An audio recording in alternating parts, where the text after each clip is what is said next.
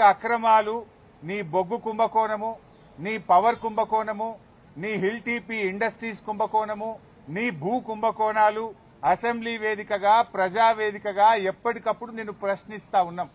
So నీ కుంభకోణాలు బయటపడుతున్నాయి.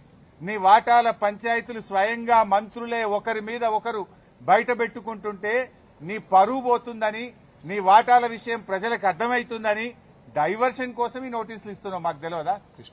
ఇవాళ కృష్ణా నీళ్లను ఆంధ్రాకి అప్పచెప్తున్నావు. అదేవిధంగా గోదావరి నీళ్లను ఇవాళ చంద్రబాబు నాయుడు గారి ప్రభుత్వం, ఆంధ్రప్రదేశ్ ప్రభుత్వం గోదావరి నీళ్లను మళ్లించి మరి బనకచెర్లకు, నల్లమల్ల సాగర్ తీసుకుపోతుంటే నీ చేతగాని తనాన్ని ఎప్పటికప్పుడు నిలదీసింది బీఆర్ఎస్ పార్టీ, ప్రశ్నించింది బీఆర్ఎస్ పార్టీ, నీ యొక్క బండారాన్ని బయటపెట్టింది బీఆర్ఎస్ పార్టీ. సో నువ్వు అచేతనం అయిపోయినావు. నీదంతా బయటపడిపోతా ఉంది కనుక ఈ డైవర్షన్ టాక్టిక్స్ చేస్తున్నావు. మాకు తెలియదా? నువ్వు ఎన్నికలకు ఈ డ్రామాలు ఆడుతుంటావు.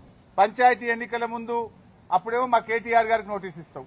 ఇప్పుడు మున్సిపల్ ఎన్నికలకు రేపో మాపో నోటిఫికేషన్ వస్తుంది కనుక మాకు నోటీస్ ఇస్తా ఉన్నావు. నీ